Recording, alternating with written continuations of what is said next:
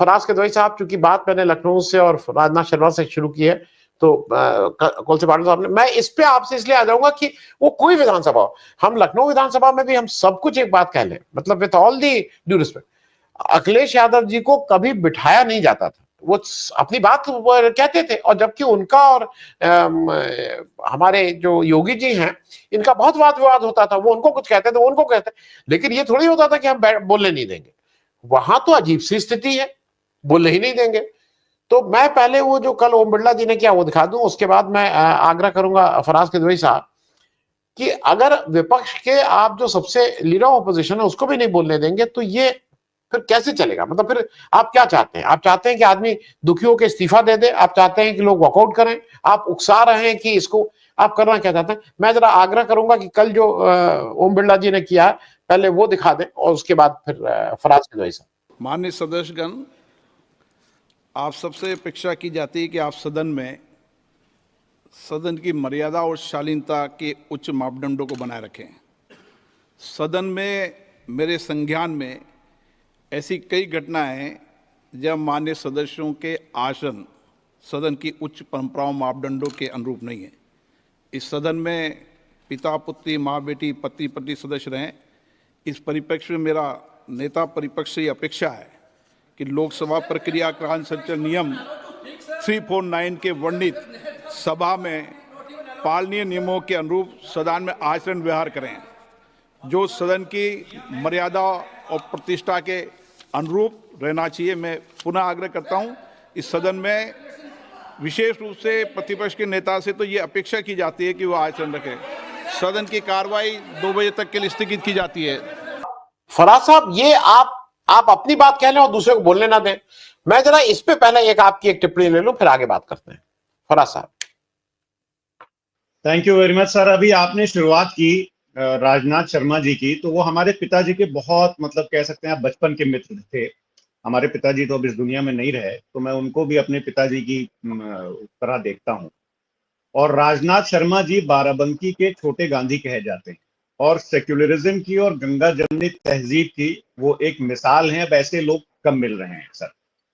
अब आ जाते हैं अपना जो टॉपिक है जिसका आपने जिक्र किया अभी, बेसिकली राहुल गांधी जी का, और जो भी ओम बिरला साहब ने जो वहां पर अभी जो उन्होंने कहा है या जो भी अभी किया है, तो क्या है आनंद सर के एक उनका शेर है मुजफ्फर रजमी साहब का,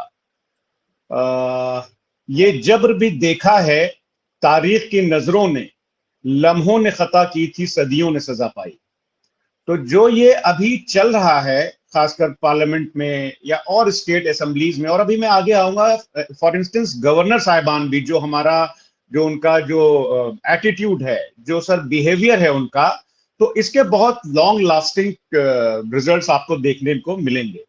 अब एक चीज को अगर आप एनालाइज करिए कि इन सारी चीजों को आनंद सर, तो 2014 के बाद से जो सत्ता का एकाधिकार है वो बहुत सारे पर्पस के लिए किया गया, चाहे विपक्षी सांसदों के खिलाफ हो, जिसमें राहुल गांधी जी भी आते हैं जिसका आपने जिक्र किया, या फिर मीडिया के खिलाफ हो, या फिर आपके जैसे अर्बन नक्सल के खिलाफ हो, माफ करिएगा आप बहुत सीनियर हैं, मैं आपको ये बोल रहा हूं लेकिन ये लोग बोलते हैं, और या फिर किसानों के खिलाफ हो। ये तो हम सबने देखा है।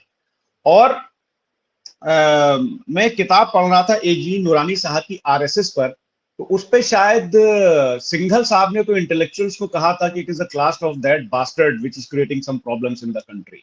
वो मुझे पेज नंबर नहीं याद है, वरना मैं आपको बता देता। तो इनकी जो आनंद सर जो विचारधारा है वो हमेशा उन लोगों के खिलाफ रही है जो इनकी विचारधारा के खिलाफ, इनकी मोडस ऑपरेंडी के खिलाफ जो खड़ी हो।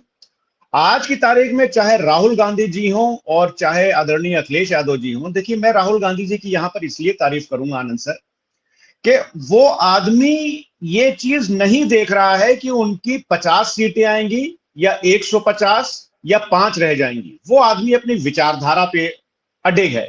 अक्सर हम लोग कहते हैं, मेरा भी एज अ पॉलिटिकल पार्टी ये मानना होता है कि साहब राहुल गांधी, कांग्रेस, खासकर कांग्रेस कभी कभी ऐसे मुद्दे दे देती है जिससे भारतीय जनता पार्टी हावी होती है। हमारी एक आंटी हैं श्रीमती मोहसिना किदवाई जी, उनसे मेरा एक बार डिस्कशन हुआ तो मैंने कहा आंटी आप जो हैं वो लोग आप लोग ऐसा करती हैं कि भारतीय जनता पार्टी जो है उसको एक मौका मिल जाता है। तो वो बोली कि मैं अपनी वैल्यूज पर से कभी समझौता नहीं करूंगी हमारी पार्टी। मैं केजरीवाल साहब एक चीज और जरा समझूंगा। देखिए ऐसा है कि जब आप हम लोग कोई भी होता है, हम सब लोग पुलिस को कहते हैं भाई पुलिस ये करती है गलत करती है, लेकिन अगर कोई होता है तो जाते तो उसी थाने में। हम सब ये सुबह से शाम तक हम लोगों की बहुत से प्रश्न होते हैं कि भाई न्यायपालिका ऐसे करती है वैसे करती है, लेकिन उसी कचहरी में जाते हैं। मेरा सिर्फ कहना यह है कि जो बिरला जी कर रहे हैं और जो बीजेपी करवा रही है या बीजेपी कर रही है, सारे इंस्टीट्यूशंस को धीरे धीरे धीरे धीरे इंस्टीट्यूशंस खत्म कर रही है। संसद में अगर बात नहीं होगी, विधानसभा में अगर बात नहीं होगी तो कहां होगी? और अगर आप संसद और विधानसभा को इररिलेवेंट कर देंगे, ऐसा कर देंगे कि वहां कोई ये माने कि अरे क्या यार वहां जाने, जब बोल ही नहीं पाते हैं तो वहां जाने की क्या जरूरत? तो वो शायद जो टोटल लोकतंत्र है उसके लिए खतरे की घंटी है, क्योंकि ये सब मुझे लगता है कि सब सेफ्टी वैल्व्स हैं। देश की जो समस्याएं, आदमी को लगता है भाई मेरी समस्या वहां बोली जा रही है, कोई तो बोल रहा है, इसमें कुछ हो रहा है। लेकिन अगर आप बिल्कुल मुंह बंद कर देंगे तो ये किसी भी लोकतंत्र के लिए खतरे की घंटी है। मैं इस पे भी आपका एक टिप्पणी ले लूंगा फराज साहब, क्योंकि ये सारी चीजें अगर आप मुंह बंद कर देंगे तो फिर ये तो बहुत ही खराब स्थिति होने जा रही है देश की। सर आपने बिल्कुल सही मुद्दा उठाया। और इनफैक्ट अगर मैं बोलूं कि पिछले 11 साल में आनंद सर अगर अपनी डेमोक्रेसी के बारे में बोलेंगे तो definitely our democracy is a thriving democracy when it comes to elections. लेकिन हम देखते हैं कि it becomes diminishing democracy when it comes to equality, freedom and parliamentary values. अब मैं ऐसा क्यों कह रहा हूं? आपने अभी बात की ओम बिरला साहब की, आपने जो यहाँ पर चर्चा हो रही है, गालिबन जो डेमोक्रेसी की बात हो रही है उसमें parliamentary democracy and parliamentary values की भी बात हो रही है। आप अगर देखिएगा कि मैं 2-3 चीजें अभी जो 17वीं लोकसभा है आनंद सर, उधर आपका ध्यान ले जाऊंगा, देखिएगा आपको मजा आएगा कि सरकार ने जो ज्यादातर लेजिस्लेशन इंट्रोड्यूस किए उसमें एकमात्र एजेंडा सरकार का यह रहा कि जनता के अधिकारों को सीमित किया जाए और सरकार को मैक्सिमम पावर देने की कोशिश की गई। मैं भी इसको प्रूफ करूंगा कि मैं ये क्यों बोल रहा हूं। और देश में एक आम नागरिक को, आपको, मुझको और पैनल में लोगों को ज्यादा अकाउंटेबल किया गया सरकार के प्रति, ना कि सरकार अकाउंटेबल रही जनता के प्रति। अब आप देखिए आनंद सर कि गवर्नर साहिबान का भी अगर आप रवैया देखिएगा तो लगभग सारी गैर भारतीय जनता पार्टी की जो सरकारें हैं प्रदेशों में आनंद सर, वो मजबूरी में गवर्नर्स के खिलाफ सुप्रीम कोर्ट में पड़ी हुई हैं। और सुप्रीम कोर्ट ने कहा है ये कि गवर्नर्स स्टेट में पैरेलल रूल चला रहे हैं। तो मतलब मैंने जब से पढ़ाई शुरू की, नौकरी की, पॉलिटिक्स में आए, तो गवर्नर साहिबान का मैंने ये रवैया नहीं देखा। और ये तो सुप्रीम कोर्ट ने कहा है, मैं ये नहीं बोल रहा हूं। और आनंद सर आपको मुझसे ज्यादा पता होगा, बस 1 मिनट में गवर्नर साहिबान की जो आजकल जो उनकी जो मोडस ऑपरेंडी चल रही है उसमें मैं कुछ एक्सप्लेन कर दूं कि सदन में क्या हो रहा है कि गवर्नर साहिबान अपनी मर्जी से भाषणों में काटछाट कर रहे हैं। ऐसा तो हो रहा है, हम लोग ने देखा। और पब्लिकली स्टेट गवर्नमेंट्स को क्रिटिसाइज करते हैं, और खासकर मुख्यमंत्रियों को जहां पर भारतीय जनता पार्टी के मुख्यमंत्री नहीं है। और यह भी देखा गया है अभी हाल ही के दिनों में कि डायरेक्ट चीफ सेक्रेटरी और पुलिस चीफ को भी वो इंस्ट्रक्शंस इशू कर रहे हैं। अब हम लोग आ जाते हैं संसद पे, जहां पर ओम बिरला साहब का भी हम लोग जिक्र कर रहे थे। वो राहुल जी वाला, आपने जो प्रियंका जी और राहुल जी के बीच में जो उन्होंने प्यार से प्रियंका जी से जो उन्होंने बात की या उनके ऐसे किया, उसको आप पूरी तरह से एक्सप्लेन कर चुके हैं। और जो मैं बोलना चाह रहा था वो आपने बोल दिया, उसको रिपीट करने का कोई पॉइंट नहीं है। आपको आनंद सर याद है कि जब क्रिमिनल अमेंडमेंट लॉ, जो कि इतना बड़ा अमेंडमेंट था आईपीसी का, जब वो पास हुआ तो उस टाइम कितने सांसद निलंबित चल रहे थे विपक्ष के? 146 सांसद विपक्ष के निलंबित चल रहे थे। इतना बड़ा लॉ जब पास हुआ था। और आनंद सर 17वीं लोकसभा, आपके दर्शकों के लिए मैं बता दूं, आप लोग तो बहुत लर्नेड हैं, बुद्धिजीवी हैं, 17वीं लोकसभा आजादी के बाद वो पहली लोकसभा थी जिसमें डिप्टी स्पीकर नहीं था। Correct me if I am wrong Anand sir. नहीं, आजादी के। 17वीं नहीं, 17वीं दर्शकों को बता भी दीजिए, 2019 से 2024 की जो लोकसभा थी वो 17वीं थी, ये 18वीं है। मैं सिर्फ ये 18, हाँ, दर्शकों ये को 18वीं। जी जी, तो मैं 17वीं लोकसभा के बारे में बात कर रहा हूं, मैं 17वीं लोकसभा के बारे में बात कर रहा हूं। अच्छा, अब जो मैं अभी बातें करूंगा आनंद सर, उसमें मैं 17वीं लोकसभा के ही कुछ आपको इंटरेस्टिंग फैक्ट्स बताऊंगा अभी। अब आप देखिए कि इनका तानाशाही रवैया के 17वीं लोकसभा में सरकार ने 31 दिसंबर 2023 मैंने कट ऑफ लाइन ली है, इसमें थोड़ी रिसर्च की थी मैंने, उसमें 31 दिसंबर 2023 तक 17वीं लोकसभा में टोटल 207 बिल पास किए गए थे, जिनमें ये 3 क्रिमिनल लॉ अमेंडमेंट बिल भी थे, एक बिल जो टेलीकम्युनिकेशन को रेगुलेट करने के लिए था, और ये सारे बिल लगभग, मैं लगभग बोल रहा हूं, विपक्षी गैर मौजूदगी में पास हो गए। और आपको एक इंटरेस्टिंग फैक्ट बताऊं मैं आनंद सर, कि 17वीं लोकसभा में 64 आउट ऑफ 172 बिल्स जो लोकसभा में पास हुए थे, उसमें आधे घंटे का भी डिस्कशन नहीं हुआ, आधे घंटे का। और मात्र 16% बिल्स रेफर किए गए थे स्टैंडिंग कमेटी को फॉर स्क्रूटनी, जो कि यूपीए 1 में 60% था और यूपीए 2 में 71% था। ऐसे लोकसभा ये लोग चला रहे। आप बात करते हैं साहब लोकतंत्र की, पार्लियामेंट्री वैल्यूज की, डेमोक्रेसी की, तमाम तरह की बातें करते हैं। महाराष्ट्र में आपने क्या किया ये दुनिया ने देखा। उत्तराखंड में आपने 2 बार प्रेसिडेंट रूल लगाया और सुप्रीम कोर्ट से फटकार लगा मिली आपको। अरुणाचल प्रदेश में भी आपको इसी मामले में सुप्रीम कोर्ट से फटकार मिली।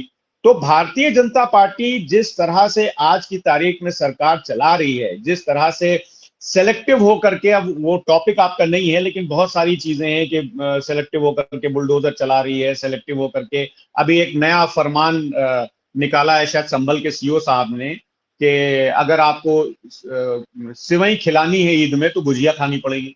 अरे साहब, उनको पता नहीं है कि गुजिया हम लोग बहुत खाते हैं। मैंने कम से कम नहीं तो होली के दिन कम से कम 25 गुजिया खाई। तो ये जो जिले जिले में सरकारी मुख्यमंत्री हो रहे हैं Anand sir, this is very dangerous. एक बात कह के मैं अपनी बात खत्म कर दूंगा।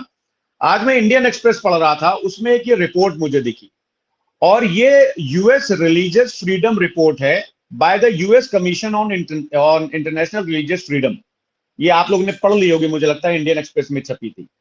इस रिपोर्ट के हिसाब से ये रिपोर्ट ये कहती है आनंद सर कि minorities in the country facing deteriorating treatment and for the first time recommends targeted sanctions against RAW over its alleged involvement in assassination and plots against 6 separatists। और इसमें भारत को कंट्री ऑफ पर्टिकुलर क्या नाम है concern में डाला गया है, जिसमें अफगानिस्तान और पाकिस्तान भी। तो ये देख करके तो मुझे बड़ा दुख होता है कि माननीय प्रधानमंत्री जी हमारे इस देश को किस डायरेक्शन में लिए जा रहे हैं। मतलब अभी होली में मैं तो इतना बड़ा हो गया, मैंने तो कभी नहीं देखा आनंद सर कि होली में मस्जिदों के ऊपर तिरपाल लग रहे हो। हालांकि हम लोग आउट ऑफ कॉन्टेक्स्ट जा रहे हैं, हम लोगों ने बात आज खाली पार्लियामेंट्री डेमोक्रेसी के ऊपर कर रहे थे, सारी चीजों पर। एक बात कह के मैं अपनी बात खत्म कर दूंगा। राहुल जी का इनको रवैया तो बहुत खराब दिखता है कि वो अपनी सगी बहन को के गाल पे टच कर लेते हैं, उनसे थोड़ी सी बातचीत कर लेते हैं, लेकिन रमेश बिधूड़ी जी के बारे में कुछ नहीं करेंगे।